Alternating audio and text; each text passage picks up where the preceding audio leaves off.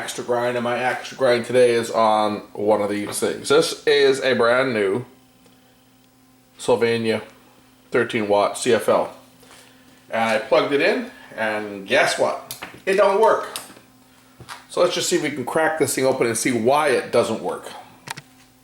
Now I realize this is not no $30 or $20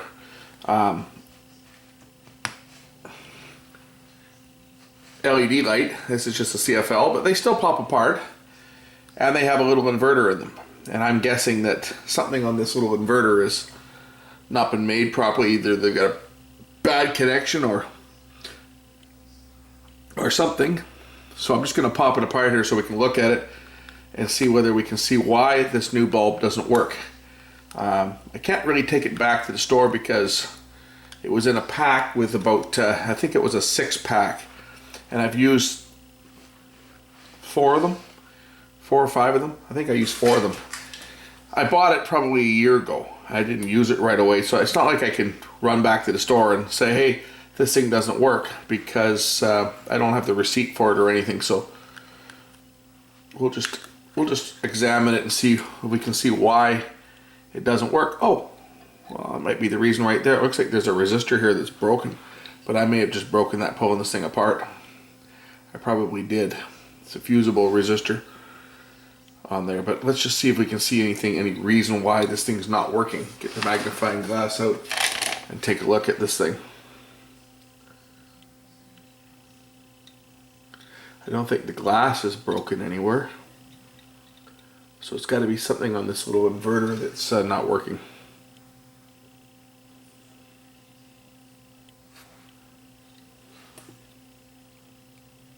And I can see the problem right now. I'll show you.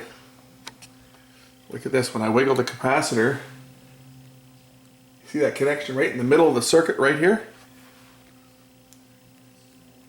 Bet you if I resolder that, this light will work.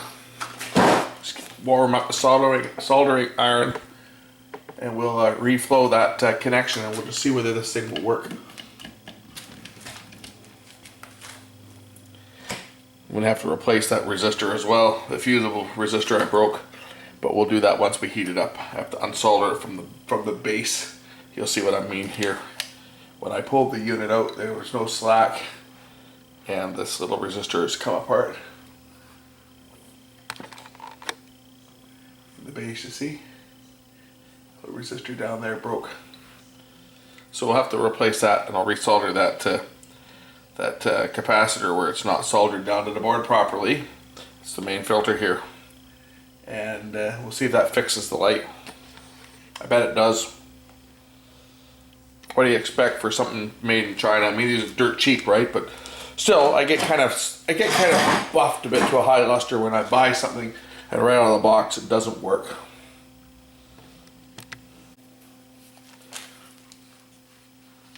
So we're going to resolder this connection that's broken here right in the middle of the board. You can see it when I wiggle the capacitor. It's right here.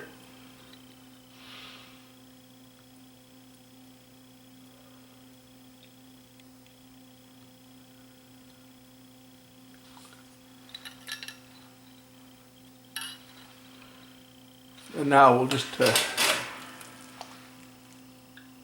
test the lamp first. It's going to get a cheater cord so we can power this thing up without having to screw it into a light socket. Okay, got the cheater cord ready. Got my power supply. I've got it plugged into my.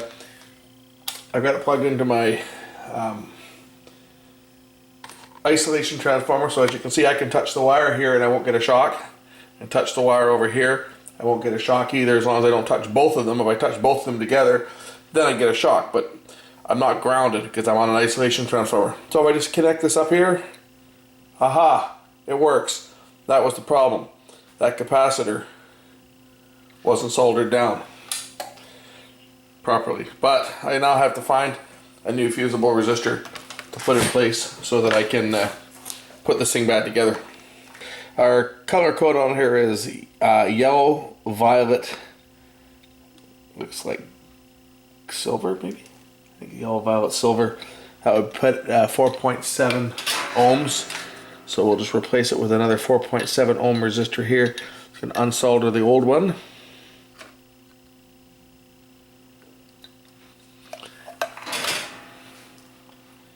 And we'll put the spaghetti on here, as we sometimes call it. It's an insulator. And bring it right down flush with the board.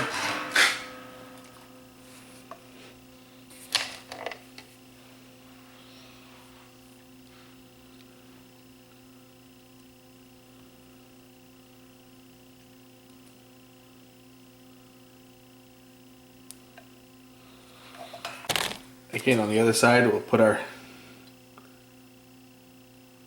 little piece of insulation material on there, and then we have to fish this wire down through the hole in the end of the lamp socket. It's got to go through the end, and we got to get it right down level with it so that we can get the components all mounted in. So I got to take that down like that, and if I push this through here, this should come out the end of the there's a hole in the end here, right? The wire should come out the end of it if I can get it lined up. So once you get the resistor threaded through the end here, go ahead and snap the rest of the bulb back in place. Be careful because it's glass. It will break if you're not careful. It should just snap down in place like that. Now we can resolder this wire.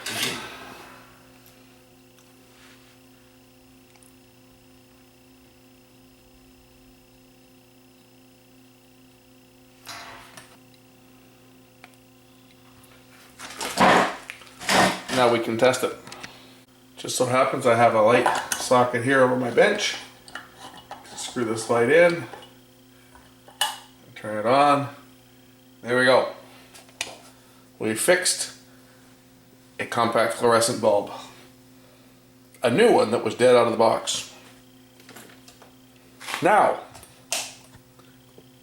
the second half of this video. I have another one here. I'll take this one out because I normally run a little reflector bulb in this light, a little 75 watt reflector bulb.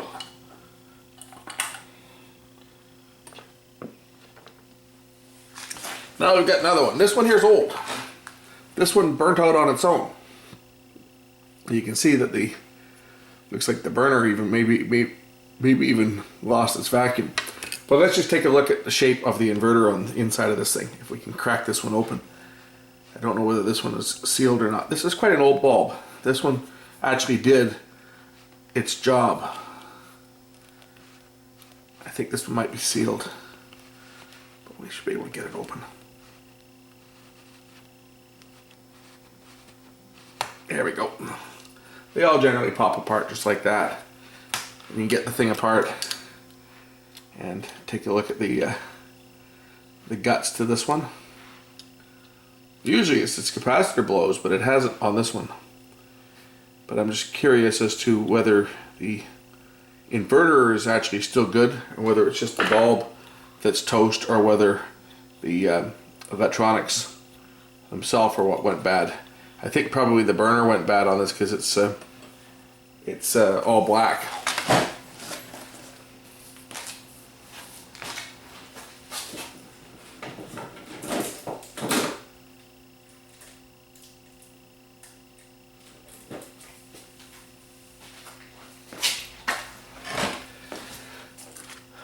But there's an easy way to find out.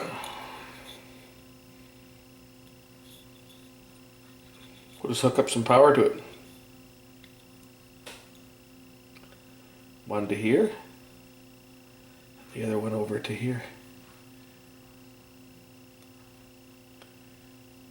See whether it tries to flicker.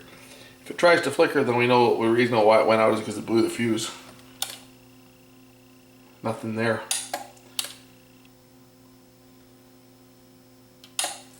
So we can scope this thing.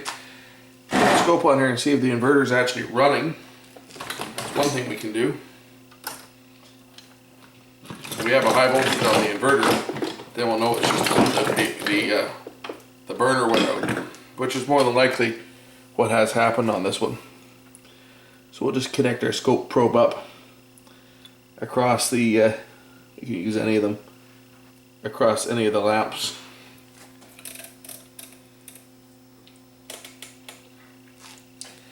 And if I see a voltage show up on here when I put on the power, then you'll know the inverter is actually putting out juice, and it's not. So what's more likely happened on this lamp is the burner itself went, well, it could have been either. It could have been either the burner itself went bad and drew too much power and burned out the ballast, or components in the ballast failed, caused an overcurrent of the lamp and burnt out the lamp. You guys want to see what happens when I put 5,000 volts through this burner? Let's go grab the old neon sign transformer. We'll put 5,000 volts through this thing. If I didn't tell you I was a tad nervous when working with these things, I'd be lying. This is a neon sign transformer. The output voltage, the current is low, but the output voltage is extremely high. How high, you might ask? Well, is that high enough? This is instant death. If you were to make contact with the output coil on this thing, it would stop your heart like that. The current is low, but it's still more than enough current to kill you. This transformer here puts out 5,000 volts, and the output current on this is probably 50 to 60 milliamps. It takes 30 milliamps to stop your heart, and it doesn't need to be 5,000 volts to do it. Let's disconnect the lamp from the burner, and we'll unleash 5,000 volts across the tube. And it doesn't matter. We don't need to worry about the heaters heating up on this thing. We're going to drive this like we would if it was a neon sign. Neon lamps don't have a heated cathode like fluorescent, so this should light this burner up, even if unless there's air in it. If there's air in this thing, if the glass has lost its vacuum, it won't light. But if it's still under vacuum, it'll light. Oh, look, it doesn't light. So what does that tell you? It tells me that the reason why the lamp is not working is because the glass has got a hole in it. And just to show you that the jumpers are okay, it will arc.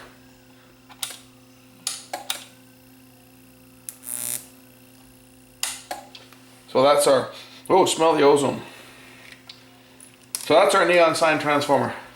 It's actually 5,600 volts if I'm looking at the label on here. It's a lot. I have another one that is burned out, and it's 7,500 volts, but it's burnt out. It's got a short. I have a nice big neon sign that I'd really like to get going. It's not in here, it's hanging up in my other storage shed, but it's quite a big one, and the transformer on it went. This is actually the original transformer from the one that's behind me. The sign that's right behind me here, the Oli sign. That's the original transformer from this sign. But the original, this is supposed to be orange. And the orange tube has a problem with the cathode and it flickers. So I've got it bypassed, and I actually found an old, just a strip of blue. And I just put the strip of blue in series, but the transformer was still too much. It would burn out the tube. Because with the loss of the length on that larger oval shaped tube, the voltage was too high. So I've replaced the transformer on that. That one's running at, I think it's 3,500 volts for that neon sign. And the transformer that came out of, I've replaced it. It's a clock that's inside my house, and I replaced it with a solid state one because they're much more energy efficient. So this is the big transformer that came out of that sign, and it's It's either 55 or 5600 volts. Anyway, it's enough to light up a good size sign. Anyway, hope you enjoyed the little CFL video. And now, of course, we're going to dispose of these things the right way. We're going to throw them in the garbage. Later.